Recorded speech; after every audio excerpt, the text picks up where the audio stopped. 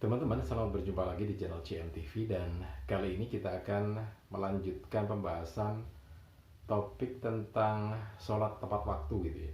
Dan di video yang sebelumnya itu kan kita bahas bahwa sholat itu khusyuk diantaranya kalau kita mengerti apa yang kita lakukan. Jadi seseorang itu akan melakukan sesuatu kalau dia mengerti betul apa yang dia lakukan. Dia sadar betul bahwa apa yang dilakukan itu bermanfaat, punya nilai untuk dirinya sendiri, maka orang itu akan sangat bersemangat, sangat khusyuk melakukannya.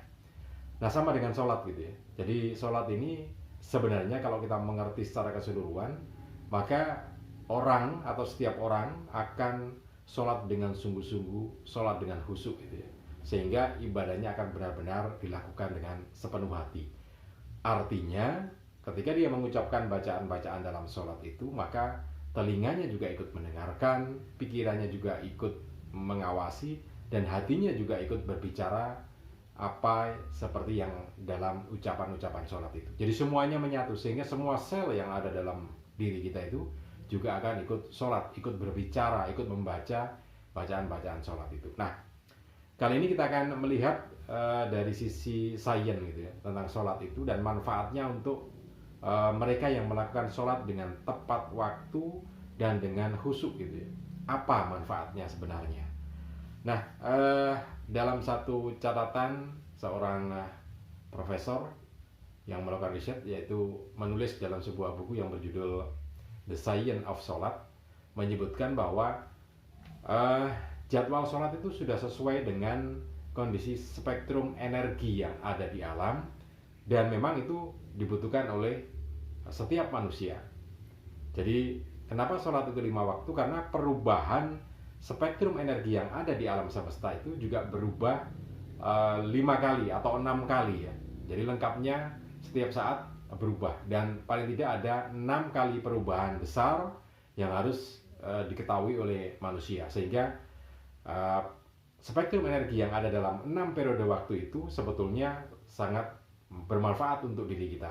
Nah, cara mengambilnya adalah dengan sholat yang khusyuk tadi itu ya. Nah, oke, sekarang kita akan lihat satu persatu tentang jadwal sholat itu. Oh ya, untuk Anda yang baru saja bergabung di channel CMTV ini, jangan lupa subscribe, kemudian tekan tombol loncengnya. Jangan lupa juga tekan tombol like, kemudian share video ini ke teman-teman Anda, ke kolega Anda, supaya teman-teman Anda bisa memanfaatkan video ini. Oke, kita langsung masuk ya. Jadi dijelaskan di situ bahwa ketika waktu sholat subuh pagi hari itu, maka spektrum energi di alam semesta ini berwarna biru muda. Nah, spektrum energi biru muda itu sangat berpengaruh atau mempengaruhi kelenjar dalam fisik kita ya, dalam tubuh fisik kita itu berpengaruh terhadap kelenjar tiroid. Nah, kelenjar tiroid itu sangat berfungsi atau sangat mempengaruhi sistem metabolisme yang ada dalam tubuh kita. Jadi ketika seseorang itu sholat subuhnya tertib, tepat waktu, maka insya Allah sistem metabolisme dalam tubuhnya akan berjalan dengan lancar dan tidak ada hambatan, pun tubuh menjadi sehat secara keseluruhan ya. Nah, itu yang berpengaruh pada fisik. Nah, bagaimana dengan pengaruh pada ruh kita? Maka spektrum warna biru muda itu, kalau kita sholat subuh itu, berpengaruh pada dua hal secara ruh manusia. Jadi berpengaruh pada sistem komunikasinya, kemudian juga berpengaruh pada rezekinya. Makanya ketika seseorang itu sholat subuhnya sering terlambat atau bahkan tidak melakukan sama sekali, maka dia mesti akan bermasalah dengan sistem komunikasi. Artinya dia mesti akan mengalami kesulitan komunikasi dengan masyarakat sekitarnya, dengan orang terdekatnya.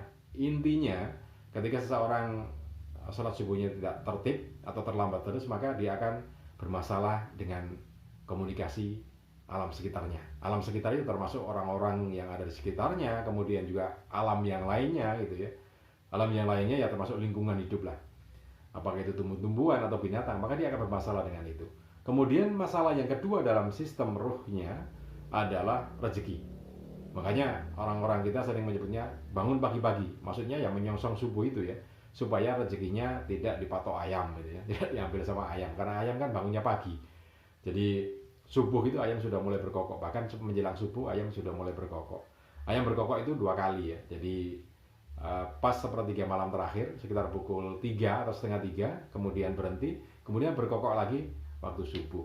Nah itu kenapa kemudian muncul peribahasa bangun pagi-pagi supaya rezekinya tidak dipatok ayam. Oke, itu spektrum atau energi alam semesta pada waktu sholat subuh.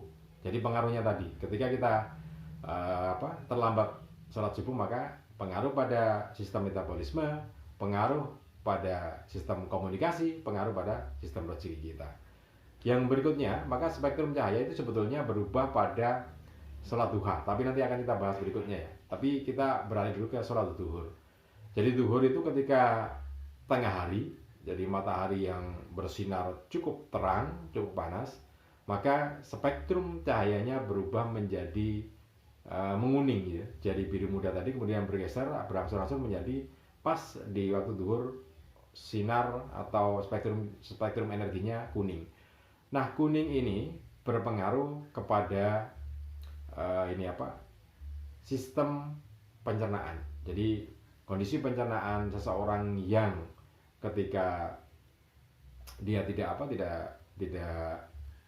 sholat duhur dengan baik secara teratur, maka dia akan bermasalah dengan pencernaan makanan. Jadi penyakit perut gitu ya. Ini maka akan berpengaruh pada kondisinya. Makanya sholat duhur harus tepat waktu itu. Nah teman-teman, sholat duhur harus tepat waktu. Jadi pengaruhnya pada badan fisik adalah kondisi pencernaan makanan kita. Kemudian yang berikutnya, jadi selalu ada pengaruh fisik, kesehatan, juga selalu ada pengaruh spiritual.